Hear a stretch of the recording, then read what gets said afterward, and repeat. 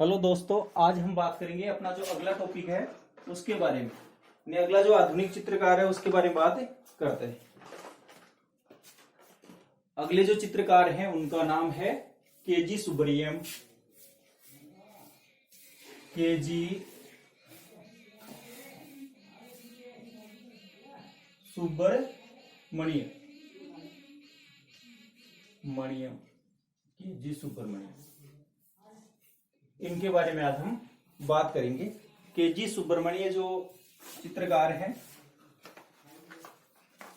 उनको कला जगत में उनका प्रवेश कब हुआ, उनका जन्म कब हुआ था, ये सारी चर्चाएं करते हैं। तो सर्वप्रथम देखते हैं केजी का जन्म।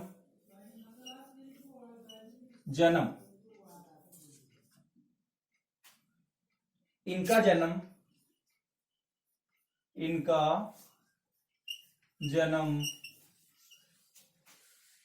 5 फरवरी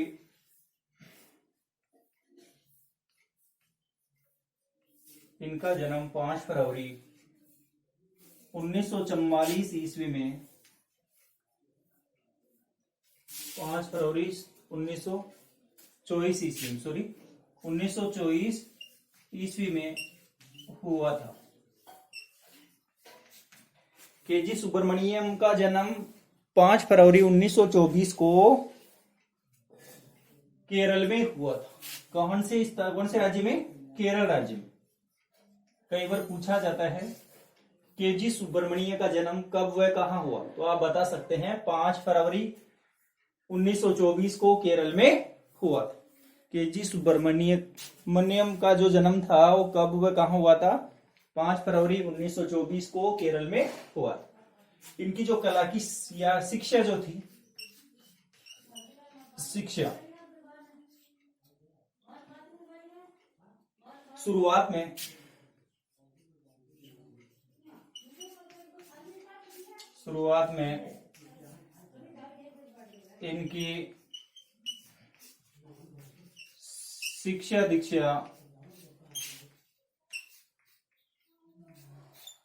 शुरुआत में इनकी शिक्षा दीक्षा प्रेसिडेंसी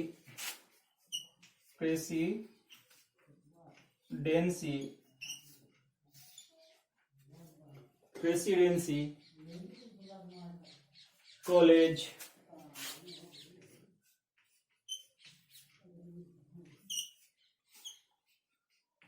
चेन्नई में हुई।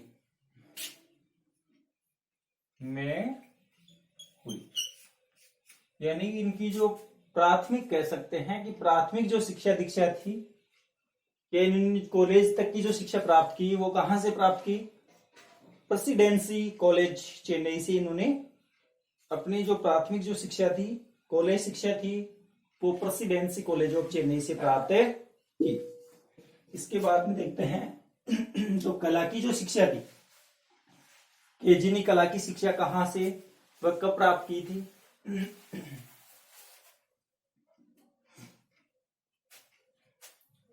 1944 ईस्वी में कला में रुचि होने के कारण,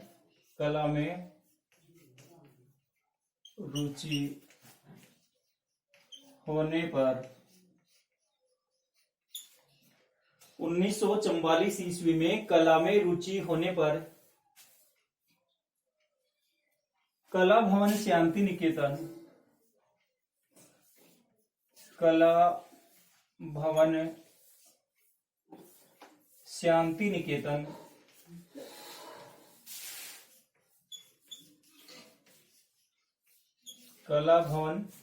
शांति निकेतन में प्रवेश लिया। यानी केजी ने 1944 में जब इनकी कला में रुचि हुई तो इन्होंने कला भवन शांति निकेतन में क्या किया? प्रवेश लिया। कला भवन शांति निकेतन में केजी ने प्रवेश लिया और यहां से किसकी शिक्षा ग्रहण की? कला की शिक्षा ग्रहण की। तत्पश्चात यानी कि शांति निकेतन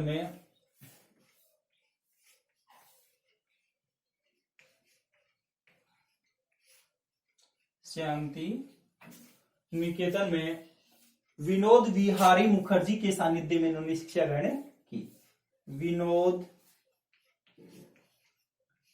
विहारी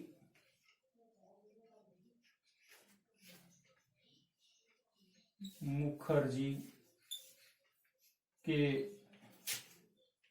प्रिय शिष्य रहे।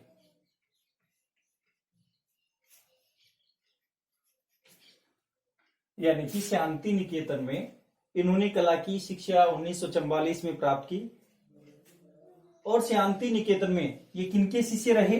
विनोद विहारी मुखर्जी के। कई बार पूछा जा सकता है कि जो केजी सुब्रमण्य था उन्होंने 1944 में कला भवन शांति निकेतन में प्रवेश लेने के उपरांत कौन से गुरु के सानिध्य में कला की शिक्षा प्राप्त की? तो आप बता सकते हैं विनोद विहारी मुखर्जी के सानिध्य में इन्होंने कला की शिक्षा प्राप्त की।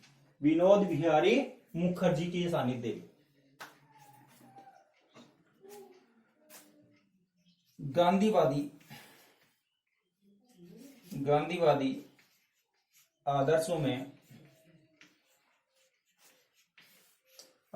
में केजी का विश्वास था।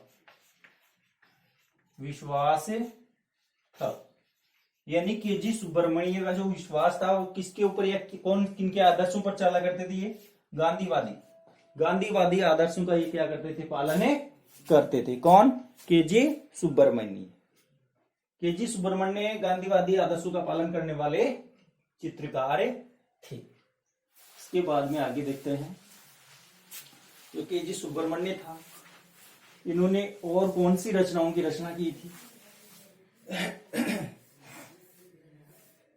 1951 में 1951 से केजी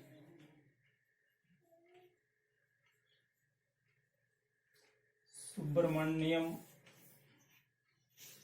1951 से केजी सुब्रमण्यम ने बड़ौदा में अध्यापन कार्य भी करवाया।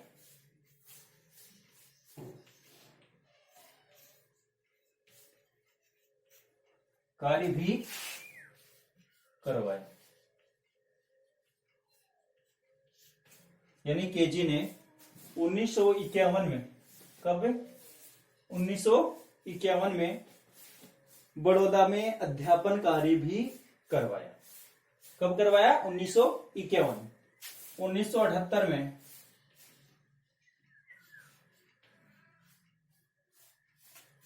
उनके कला संबंधी 1978 में उनके कला संबंधी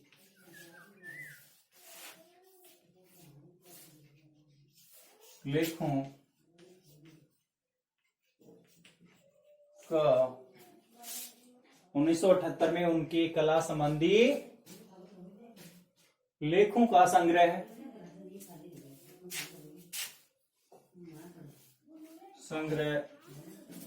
मूविंग फोक्स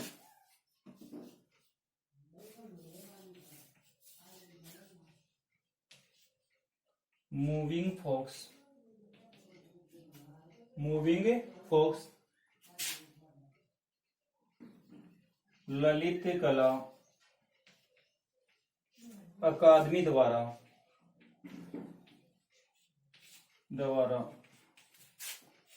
प्रकाशित किया गया।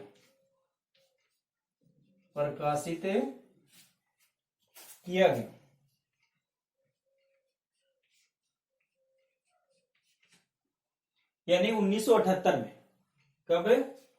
1978 में उनके कला संबंधी जो लेख थे, किनके? केजी के। उनके 1978 में जो कला संबंधी लेख थे उनका संग्रह किसमें था? मूविंग फोक्स में। पूछा जा सकता है मूविंग फोक्स क्या है? तो आप कह सकते हैं केजी के जो कला संबंधी लेखों का जो संग्रह था वो क्या था, मूविंग फोक्स।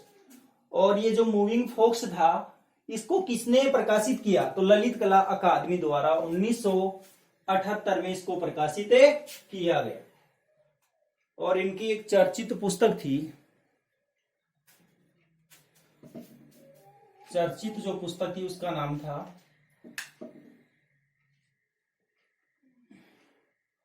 क्या नाम था, द लिविंग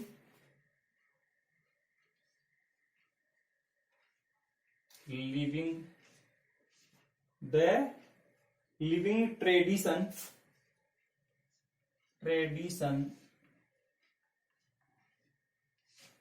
द लिविंग, यानी इनकी जो प्रसिद्ध या चर्चित जो पुस्तक थी उसका नाम क्या था, द लिविंग ट्रेडिशन, जिसमें कला संबंधी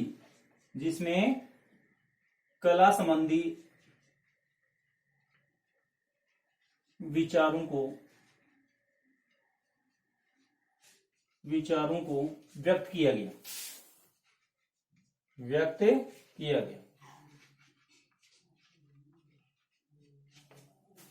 यानी कि द लिविंग ट्रेडिशन नामक जो पुस्तक थी ये किसकी थी, केजी की। कई बार पुस्तक का नाम भी दे देता है, द लिविंग ट्रेडिशन की रचयिता कौन है, तो आप बता सकते हैं केजी सुब्रमण्य जो थे वो द लिविंग ट्रेडिशन नामक पुस्तक की क्या है, रचयिता है। जिसमें किसके बारे में बताया गया है, तो आप कह सकते हैं जिसमें कला संबंधी विचारों को प्रस्तुत किया गया।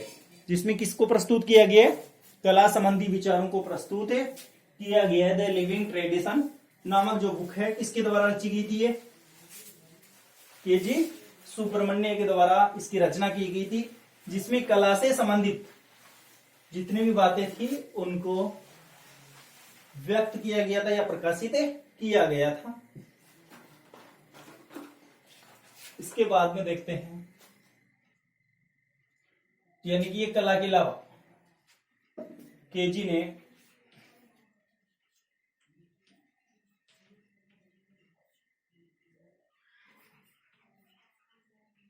पेंटिंग के अलावा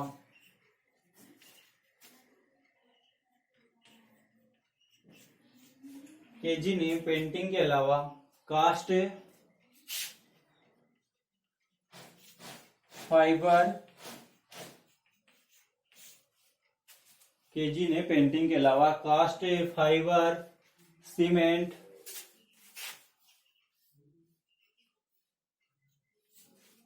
टेराकोटा,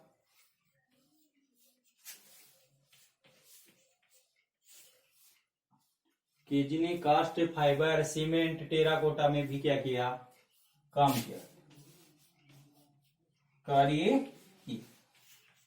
यानी अपने चित्रों का जो माध्यम था, माध्यम की अगर बात करें, केजी के माध्यम वो थे पेंटिंग के अलावा कास्ट फाइबर, सीमेंट और टेराकोटा। और इसके अलावा केजी की हस्तशिल्प में भी गहरी रुचि थी।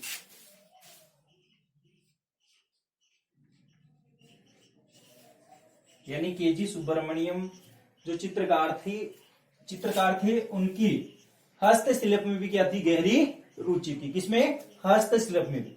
यानी कि पेंटिंग के अलावा इनके जो माध्यम थे वो थे कास्ट फाइबर, सीमेंट और टेराकोटा। इनके अलावा अगर बात करें तो हस्तशिल्प में भी केजी की काफी रुचि थी। इसके बाद में देखते हैं इनको कौन सा पुरस्कार दिया गया, सम्मान या पुरस्कार, सम्मान या पुरस्कार। तो केजी सुब्रमण्य को जो पुरस्कार दिया गया था 1982 में, 1982 ईस्वी में मध्य प्रदेश, 1982 में मध्य प्रदेश सरकार का, 1982 में मध्य प्रदेश सरकार का प्रतिष्ठित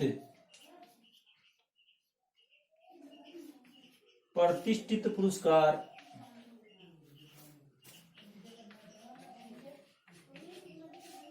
कालिदास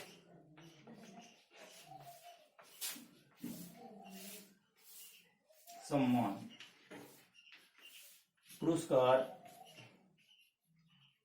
दिया गया।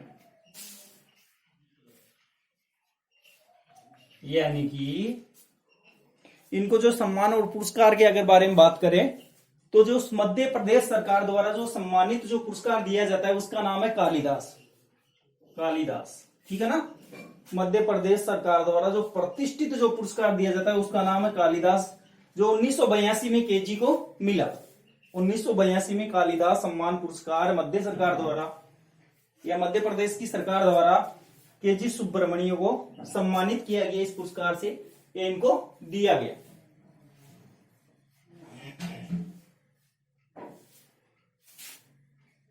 इसके बाद में देखते हैं इनका जो प्रसिद्ध जो कृति थी उसका नाम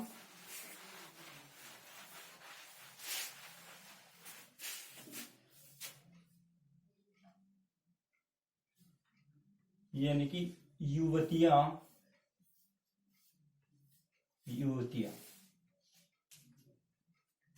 नामक जो चित्र है,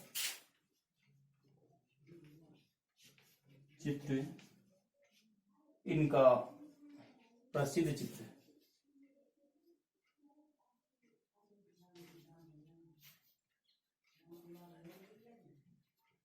यानी कि युवतियां नामक इनका प्रसिद्ध चित्र के बारे में अगर बात करें तो प्रसिद्ध चित्र का नाम क्या है? युवतियां। किसका चित्र है ये? केजी सुब्रमण्य का।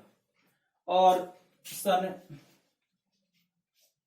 2016 ईस्वी में इनकी क्या हो गई? मृत्यु हो गई, जिससे कला जगत को काफी हानि हुई और इनको कला जगत के रूप में काफी स्मरणीय रूप में इनको जाना जाता है, क्योंकि इन्होंने कला के जगत में काफी सराहनीय योगदान दिया। जय हिंद, जय भारत।